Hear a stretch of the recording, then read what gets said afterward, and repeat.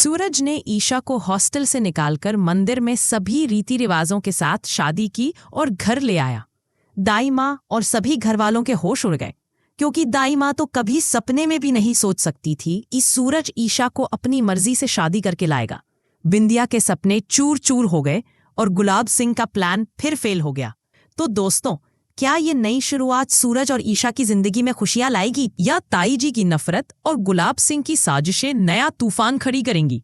दोस्तों, सबसे पहले चलिए कहानी की जड़ों तक जाते हैं, क्योंकि ये एपिसोड बिना बैक स्टोरी के अधूरा लगेगा। पति ब्रह्मचारी की ये कहानी शुरू से ही प्यार, ब्रह्मचर्य के बंधन और परिवार की मजबूरियों की है। ईशा, जो गुलाब हवेली की राजकुमारी थी, जहां नौकरों की फौज थी, हर इच्छा पूरी होती थी, शादी के बाद सूरज के घर में नौकरानी बन गई। वो झाड़ू लगाती, बर्तन धोती और ताई जी, दाई माँ के तानों सहती। लेकिन दोस्तों, ईशा ने ये सब क्यों किया? सिर्फ सूरज के लिए। ईशा का सपना था आईएएस बनना, लेकिन उससे भी बड़ा सपना था सूरज को आईएएस बनाना। सूरज, जो गुंडागर्दी में डूबा था, सड़कों पर लफड़े करता था। ईशा ने उसे किताबों की दुनिया दिखाई। याद कीजिए वो रातें जब ईशा सूरज को आईएएस की किताबें पढ़ाती। सूरज कहता, ईशा ये सब बकवास है, गुंडागर्दी में मजा है। ईशा रोती, सूरज तुम्हारे पापा अरविंद जी का सपना है कि तुम आईएएस बनो, मैं तुम्हें वो बनाऊंगी। ईशा ने सूरज के दोस्तों से लड़ी, उसके पुराने गुनाह छुपाए और हर परीक्षा में उसके साथ रही। सूरज ने पहली बार पास किया तो ईशा ने आंसू पोंछे और कहा, देखा, मैंने कहा था ना। लेकिन ताई जी को ये सब समझ नहीं आया। ताई जी कहती, ये महारानी हमारे सूरज को बर्बाद करेगी। ईशा ने ताने सुने, अपमान सहा, लेकिन हार नहीं मानी। वो अरविंद जी से वादा करती, पापा जी, मैं सूरज को बदल दूंगी। अरविंद जी कहते, ईशा, तुम्हारी वजह से मेरा बेटा सही रास्ते पर आया। लेकिन गुलाब सिंह, ईशा का अपना बाप, अपनी बेटी के खिलाफ साजिशें रचता रहा। वो सोचता, ईशा सूरज के साथ खुश नहीं, वो मेरे पास लौट आएगी। दोस्तों, ईशा की कुर्बानियां गिनाने में कितना वक्त लगेगा? एक सीन याद कीजिए जब ताई जी ने ईशा को घर से निकालने की धमकी दी। ईशा सिर झुकाकर बोली, ताई जी, मैं सूरज के लिए ये सब कर रही हूँ। ताई जी ने कहा, तू बस अपनी हवेली की राजकुमारी है, यहाँ फिट नहीं। ईशा ने जवाब दिया, मैं राजकुमारी नहीं, सूरज की पत्नी हूँ। ये डायलॉग सुनकर ही रोंगटे खड़े हो जाते हैं ना। ईशा ने सूरज के गुंडे दोस्तों से लड़ी जब वो सूरज को फिर गलत रास्ते पर ले जाने की कोशिश कर रहे थे। ईशा ने कहा, सूरज, तुम्हें गुंडागर्दी छोड़नी होगी, मैं तुम्हें आईएएस बनाने का सपना देख रही हूँ। सूरज ने हंसकर कहा, ईशा, ये सपना तो बस किताबों का है। लेकिन ईशा ने हार नहीं मानी। वो किताबें लाई, नोट्स बनाई और सूरज को हर परीक्षा के लिए तैयार किया। और वो दिन जब सूरज ने पहली बार आईएएस परीक्षा पास की, ईशा ने आंसू पोंछे और कहा, देखा, मैंने कहा था ना। सूरज ने पहली बार ईशा को गले लगाया और कहा, ईशा, तुम मेरी ताकत हो। लेकिन ताई जी ने कभी ये नजारा नहीं देखा। वो कहती, ये लड़की सूरज को बर्बाद करेगी। बिंदिया ताई जी को भड़काती, ईशा बस अपनी हवेली वापस जाना चाहती है। और गुलाब सिंह, ईशा का बाप, अपनी बेटी को सूरज से अलग करने के लिए साजिशें रचता।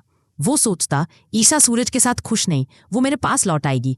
कहानी का ये मोड़ सबसे दर्दनाक है।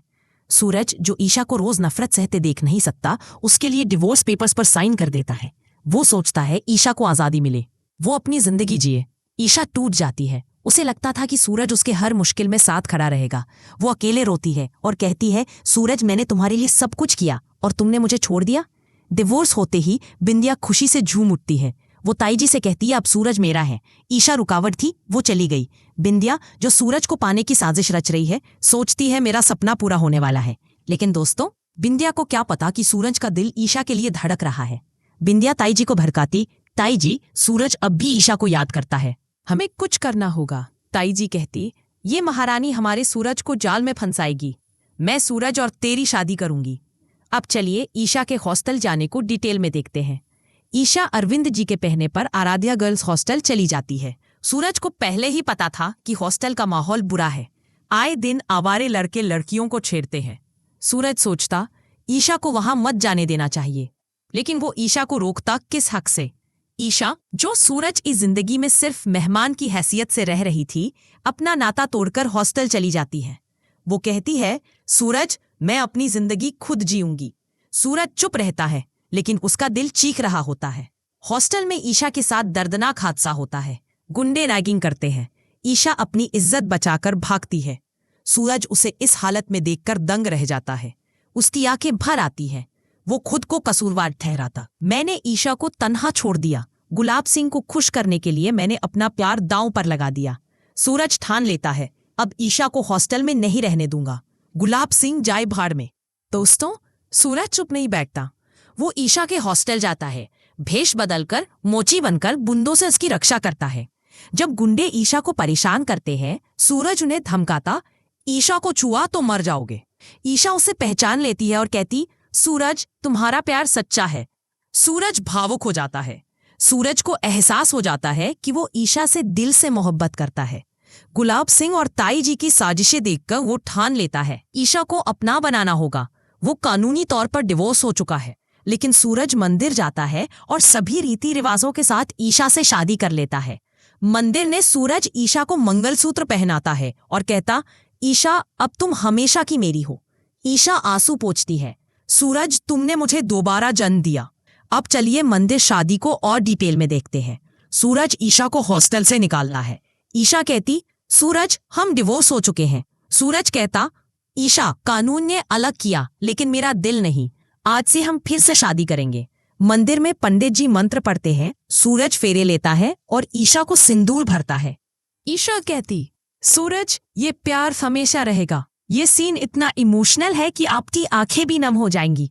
सूरज ईशा को मंगलसूत्र पहनाता है और कहता, ये मेरे नाम का है ताकि दुनिया जाने कि तू मेरी है। सूरज ईशा को शादी करके घर ले आता है। दरवाजा खुलता है और दाई माँ ताई जी उन्हें देखकर दंग रह जाती है। ताई जी चिल्लाती, सूरज ये क्या किया? ईशा तो चली गई थी। सभी घर वाले हैरान। सरला खुशी से रो पड़ती है। अरविंद जी मुस्कुराते हैं। बिंदिया का चेहरा पीला पड़ जाता है। वो सोचती, सूरज ने ईशा को कैसे वापस लाया? मैंने तो सोचा था वो मेरा होगा। दाई माँ कहती, सूरज तूने ईशा की मांग में सिंदूर कैसे भरा? वो तो डिवोर्स हो गई थी। सूरज कहता, दाई माँ ईशा मेरी पत्नी है। मैंने मंदिर में फिर से शादी की। दाई माँ के होश उड़ जाते हैं। वो कभी सपने में भी नहीं सोच सकती थी कि सूरज ईशा को अपनी मर्जी से शादी करके लाएगा। बिंदिया रोने लगती है, सूरज तूने मेरे साथ धोखा किया। सूरज कहता, बिंदिया मेरा दिल ईशा का है। अब चलिए घर वापसी सीन को और गहराई से देखते हैं। सूरज ईशा का हाथ थामे अंदर आता है। दाई माँ चिल्लाती, ये महारानी फिर घर में घुस आई। ईशा शांत रहती है, लेकिन सूरज कहता, दाई माँ ईशा मेरी पत्नी है। मैंने उसे मंदिर में शादी की। अरविंद जी कहते, बेटा तूने सही किया। ईशा हमारी बहू है।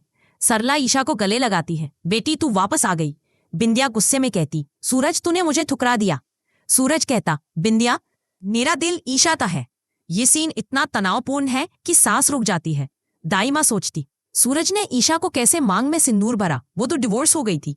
गुलाब सिंह को खबर मिलती है। वो हवेली में गुस्से से चिल्लाता, मेरी बेबी को फिर छीना। मैं इसे बर्दाश्त नहीं करूंगा। वो अपने पुराने दोस्तों से मिलता है और कहता, ईशा को सूरज से दूर करना होगा। नई साजिश रचो। गुलाब सिंह का रिएक्शन देखकर लगता है कि वो सूरज को दामाद नहीं मानेगा, बल्कि नई साजिश रचेगा। सूरज ईशा को घर में इज्जत से रखता है। दोनों की नजदीकियां दिन ब दिन बढ़ती हैं। सूरज ईशा से कहता, ईशा मैंने तुम्हें दुख दिया, मेरी गलतियों के लिए माफी मांगता हूं। ईशा मुस्कुराती। सूरज प्यार माफी मांगने से ही मजबूत होता है। ईशा सूरज को माफ कर देती है और दोनों अपनी लाइफ की नई शुरुआत करने लगते हैं। सूरज कहता, ईशा अब हम साथ IAS के सपने पूरे करेंगे। लेकिन ताई जी और बिंदिया गुस्से में आग बबूला है। ताई जी कहती, ये महारानी ने सब बर्बाद कर दिया। बिंदिया रोती, मैंने सूरज के साथ शादी के ख्वाब सजाए थे, ईशा ने पानी फेर दिया।